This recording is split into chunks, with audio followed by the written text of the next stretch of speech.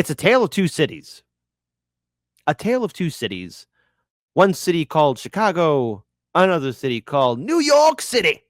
Now, we all know Chicago pizza is the most superior pizza, but no, it's not going to be that kind of fun segment. It has to deal with a long-term consequence and repercussion of the idea of sanctuary cities and the migrant crisis that is impacting America. This election clearly opened the doorway in which there will be a shift, a change in tune. And New York City and Chicago, just naming those two in particular, touted themselves as sanctuary cities, in which former Mayor Lori Lightfoot, then carried on with Brandon Johnson here in Chicago, promoted Chicago being a sanctuary city. And by proxy, a little bit, he had Eric Adams as well. Of course, he was asking for a lot more help, but all the cities were asking for help because when we talked about the sanctuary cities with many activists and organizers asking if there was really a plan, what their outreach was to the city leaders, we were given assurances that, oh, no, don't worry, there's a plan, or we're going to get to it. And yet that was never solved. That was never taken care of. And now we're here. Because after so very long of the sanctuary cities and these migrant shelters having questionable sanitation, but also resources going into it, many residents and constituents of both Chicago and New York City are speaking out, and Mayor Brandon Johnson and Eric Adams both differ in their opinions, as Mayor Brandon Johnson has doubled down and Eric Adams seems to have embraced a different tune by supporting the incoming new Trump border czar. So first, I want to focus here in Chicago as the constituents and voters speak out against Mayor Brandon Johnson. Listen, I know I'm famous for playing the oof clip. I won't do that this time. But just remember, these are Chicago constituents from districts and areas in this city that were formerly and very loyal to the Democrat machine. I said this on Michael Vass's show. Hell, I've said this to Larry Sharp. I've even said this to Nick Thompson as well, and so many others that joined as a special guest co-host, or either I was on their show. 2027 is going to be a very interesting election cycle here in Chicago. Case in point right here. Listen, if violent words offend you, you shouldn't be mayor of Chicago, because this right here is oof to the highest order. Trump, Tom Homan, make an example out this Negro right here first. Please come here first, because you know what? We're going to help you. We want a forensic Ma'am, I would ask that you keep your, hold on a second. Stop her time. Stop her time. You told Trump you ain't going to blink? Well, we ain't either. You ain't above the law. And where you going to run to when Trump pulls that Trump card out on you? There's a 10-year prison sentence when you want to stand up here for those illegals.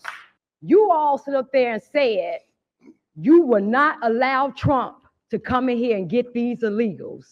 Yeah, you can smile. We're in $1 billion deficit. And you spent half of our money, half of that on illegals. You campaign and double down that you would not raise property taxes. I ain't gonna do that. You campaign went around doing that. And That's very true. He did. Oh, he very well did.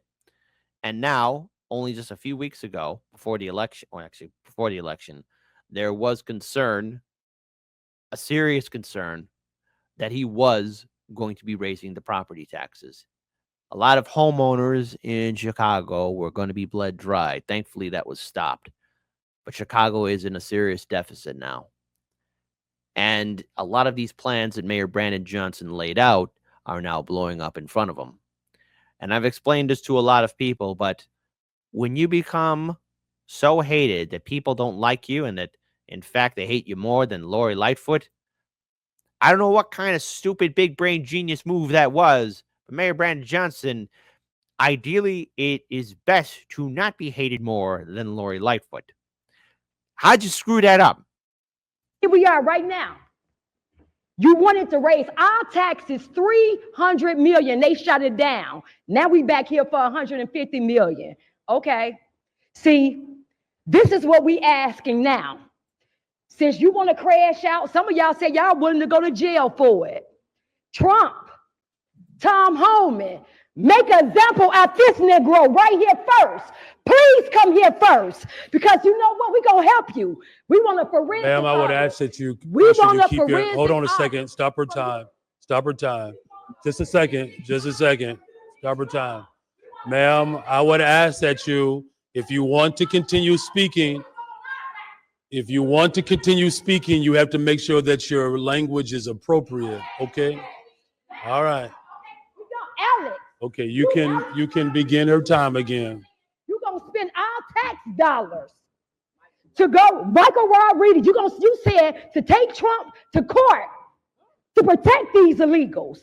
You said you're going to spend our tax dollars to take Trump to court to protect these illegals if they try to come in your here in your district. And then you said they all of y'all in cahoots with each other to do it.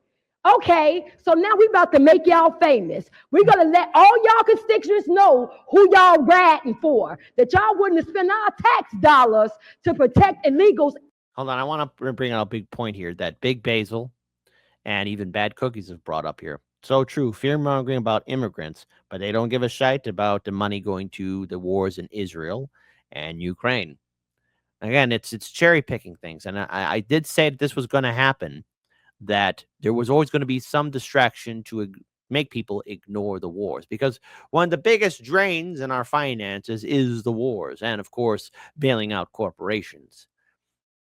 I've had this conversation with other people as well about the migrant issue. And as a way, as I said it before, a lot of these vote blue no matter who establishment Democrats to feel good about themselves. This was a feel-good moment for them. Like, oh, look at us. Don't we care? But those politicians and many of the people that did push for sanctuary cities never did care, because the shocking truth was there was no plan. And unfortunately, people, men, women, and children, are going to be pawns in this game. We saw how Republican governors were gladly busing, flying migrants to the sanctuary cities, people being used as pawns, people's lives being upended. I covered on the show how even the migrants who were in the sanctuary cities wanted to then go home because there was a lack of opportunities here in the first place. People being used and abused, people turning against each other. It's a powder keg that's ready to blow. There was no plan. There never was a plan, and that is beyond cruel. So shame on this administration, the Biden-Harris administration, Trump administration, and all these mayors and governors that play with people's lives. Things are bad for a reason, but it's not just people. It is because of wars. It is because of corruption. It is because of bailing out institutions that lead us to further debt. And to get them legal services. So that's what we're doing. That's cool, because we about to make all of y'all aldermen famous. Flip Chicago red. We not playing. Now, I want to pull up something else here as well, because, look, Mayor Brandon Johnson isn't doing himself any favors, and I want to pull up this video here from a person named William J. Kelly, who is a reporter here in Chicago. Chicago Mayor Brandon Johnson is in trouble, rocked by racism, misconduct, scandals. He has failed to get the city council to support for the $300 million in property taxes. That's right.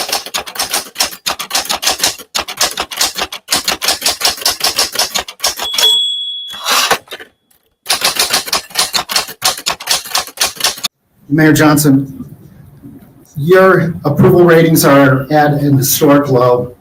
The recent 50-0 vote on your property tax, your $300 million property tax increase, suggests that you've lost control of the Chicago City Council. Chicagoans on the street are telling me that your liquor tax is nothing more than a tax on the working man to fund your plan to hide migrants from Donald Trump and Tom Homan. Is there, at what point will you put Chicago first? At what point will you shift to putting Chicagoans ahead of migrants? Well, as I've said from the very beginning, it's always been a part of my value system to invest in people. And that's why in this budget, and you've seen it in my previous budget, we made a commitment to hire young people. Last year, almost 70% of those who received jobs through our youth investment were Black children.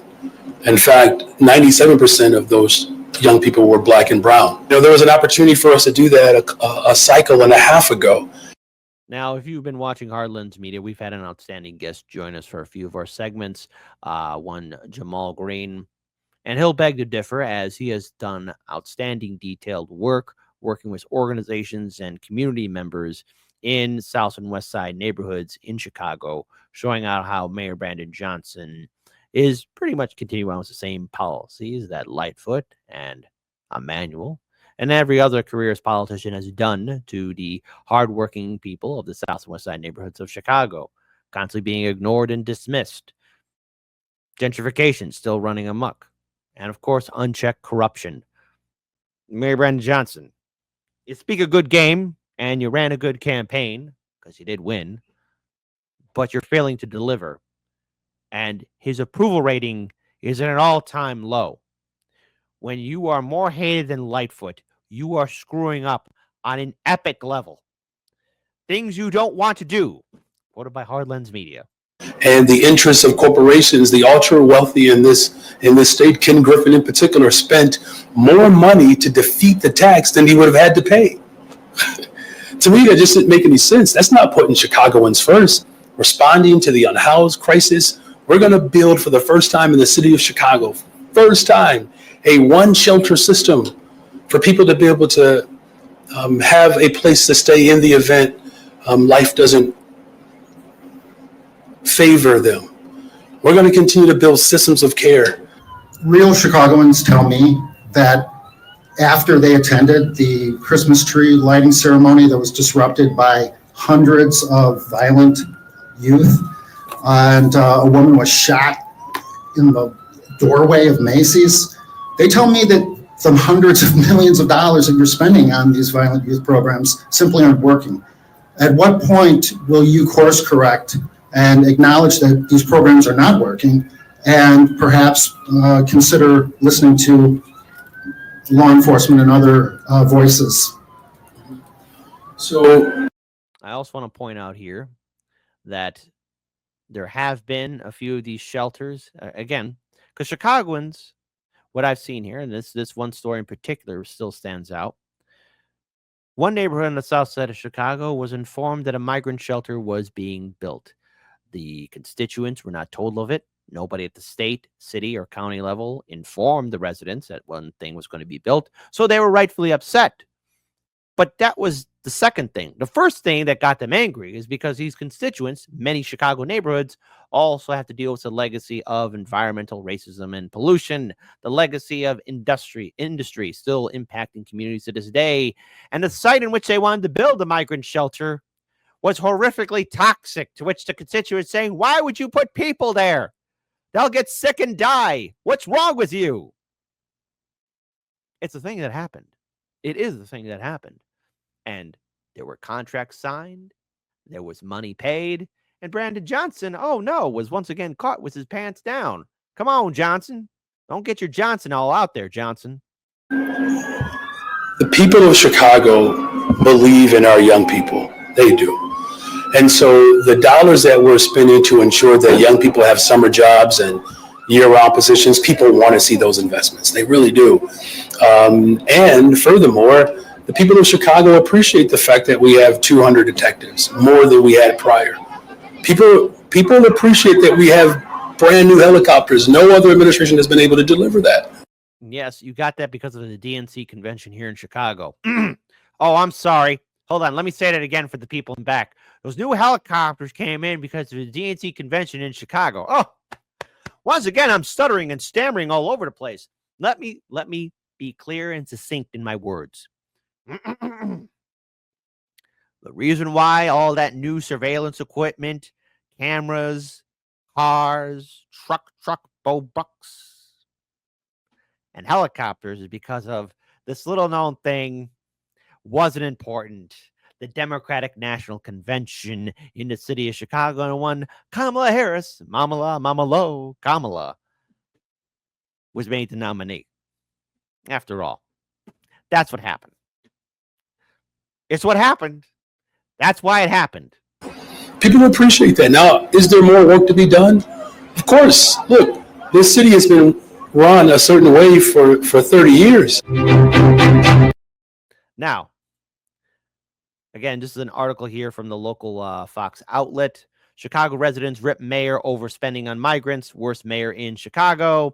Residents of Chicago are blasting, horrible choice of words, Mayor Brandon Johnson, his Johnson's all over the place, over the city spending more than $500 million on sheltering migrants, with one telling the Democrat to his face at a city council that he's the worst mayor in America. Yeah. Well, hey, he's going for that championship belt. He's in that Royal Rumble.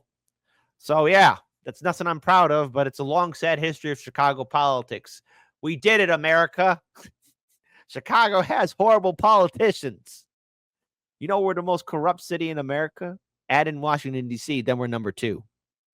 Don't worry, Washington, D.C. We'll give you a run for your money. Criticism surrounding Johnson and Chicago's new arrivals mission, which so far has cost the city a whopping $574.5 million since its inception in August 2022, comes as the mayor is trying to overcome a whopping $1 billion. Sorry, $1 billion. Goodness gracious, cretaceous. $1 billion budget shortfall by the end of the year. Oh, God, we're going to get taxed up the wazoo, aren't we? The city council held a meeting Monday during which the residents voiced their opposition to an approximately $60 million property tax increase floated as one way to help close the gap. Chicagoans are struggling to live in this city, okay? You're going to tax them to death? You want the city to become vacant? How will we survive? I'll let you decide. So as you all know, I did play that video, but however, there's a little bit of a counter, a little bit of a shift. I want to play this video here from Eric Adams where he has changed his tone. Let's play this. Those who are here committing crimes, robberies, shooting at police officers, raping innocent people, have been a harm to our country. I want to sit down and hear the plan on how we're going to address them. Those are the people I am talking about, and I would love to sit down with the Board of Czar and hear his thoughts on how we're going to address those who are harming our citizens. You're open to that? Open to hearing what their plan is to deport some of these folks, and you think the city, in some circumstances, should cooperate with ICE. Let me, you know what's interesting? And I was talking to the team the other day. I want you to all go back and Google Hillary Clinton and Barack Obama. Google what they said about those who commit crimes in our city and what they said in our country. They said those who commit crimes need to get out right away. That was their position. So this is not. Now, I do like how he is putting Obama and Clinton under the bus. You know, this was unthinkable for any Democrat to do maybe 4 or even 8 years ago. You wouldn't do that to the powers that be, but as we all know, Mayor Eric Adams has some legal issues, and perhaps maybe this is why he is changing his tune, you know, to play ball, to be friends with the new administration, because after all, the Biden-Harris administration, even though they made promises to help out sanctuary cities, surprise, surprise, like everything was Biden and Harris, there was never any real follow-through or help. It was all words, feel-good points to make a lot of the vote blue no matter who crowd feel good about themselves as they were eating their lunch brunch. A new position, you know, because in the state of in the era of cancel culture, no one's afraid to be honest about the truth. Well, cancel me because I'm going to protect the people of the city. And if you come into this country, in this city, and think you're going to harm innocent New Yorkers and innocent migrants and asylum seekers, this is not the mayor you want to be in the city under. Surfing Yeti gone bad. Obama and Clinton under a bus. Happy thought. Don't think too happy about it because you might get a knock at the door. And then that's it. That's the last thing you remember. I open up the door and I find myself in the trunk of a vehicle and you're hearing Hillary Clinton, ha, ha, ha, ha, ha. Don't think happy thoughts. And Obama saying, you screwed up, son, when you decide to say putting Obama and Clinton under a bus. Let me be clear. You're going to be out. There you go. Just, hey, have to add in some commentary and humor. And yes, I'll be raising the volume on this, but So many people are now talking about the change in tune because Eric Adams is differing from Mayor Brandon Johnson. Brandon Johnson is doubling down at the cost of, well, support amongst constituents, which explains why even further, why there was an attempt to recall Mayor Brandon Johnson. I also want to point out something as well here, especially if you are going to be following Hardlands Media. 2027 is the Chicago city election. We are going to be covering this election cycle. We are going to be giving our analysis, perspective, and points of view on it.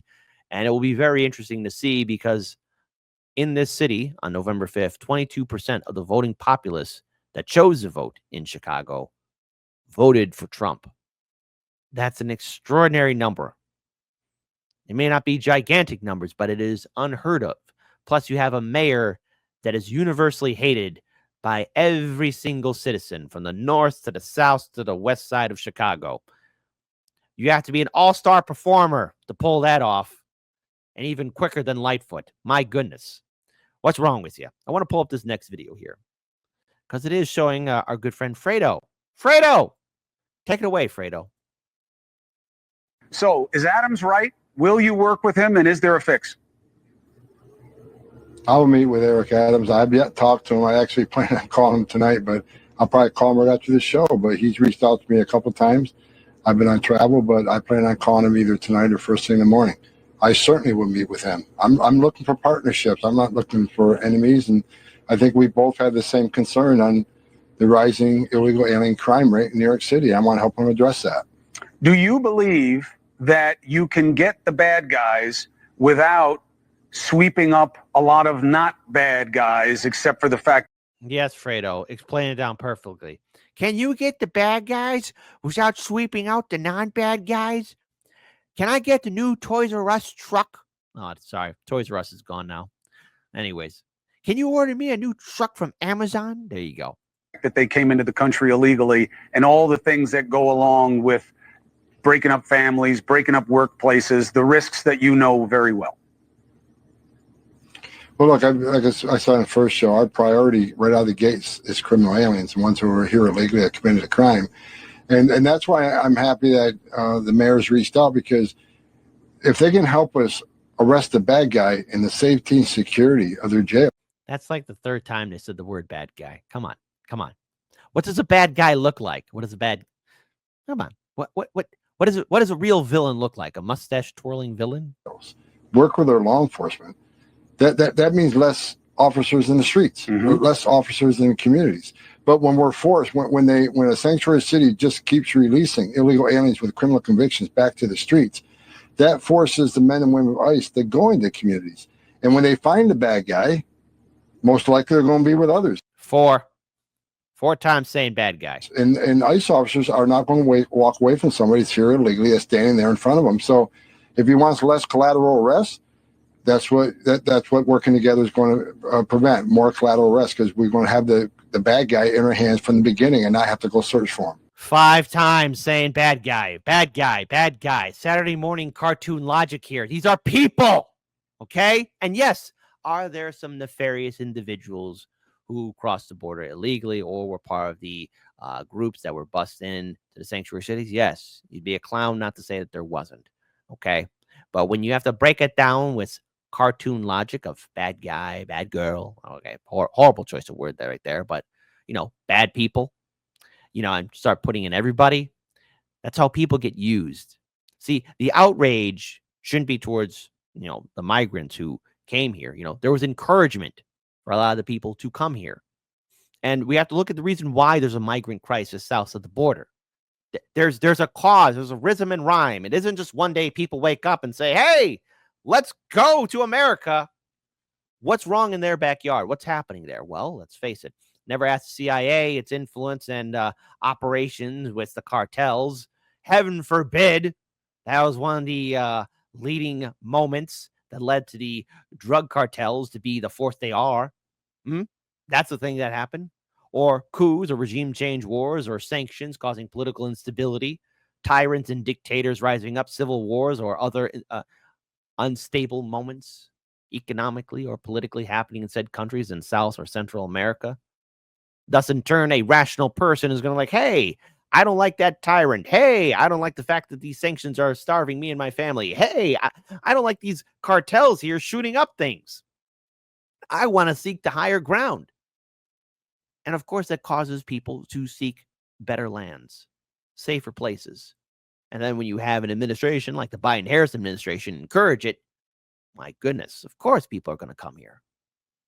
The outrage needs to be at the politicians that helped create this. And this happened decades ago under previous Democratic and Republican administrations. These are the ones that did it. These are the ones that did it. It's the politicians that laid down the foundations of the migrant crisis and the war on drugs. It's the politicians that opened down that door, and they profited greatly by it. Both parties did. And both parties are now using people as pawns, not only U.S. citizens, but the migrants here as well. And I remember, myself and Daniel, we talked about this. We were concerned about this, both on the record and off the record, speaking to a lot of people who were calling for sanctuary cities. Is there a plan? There never was a plan. And now the fallout of the November 5th election, with Trump being appointed in, is going to be calling out a lot of people. And their hypocrisy is going to be called out. And many of these politicians, if they're smart, are going to try and adapt. Adapt, like how Eric Adams is adapting. Because every single Democrat was on board with what Biden and Harris were doing. They didn't question the orders. And now people are going to suffer because of it. This wasn't a good idea. It was a horrible idea. It wasn't instituted properly, and people are going to suffer by it.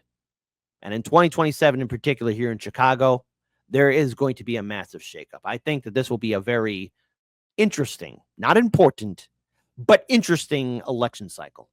And Hardlands Media is going to talk about it.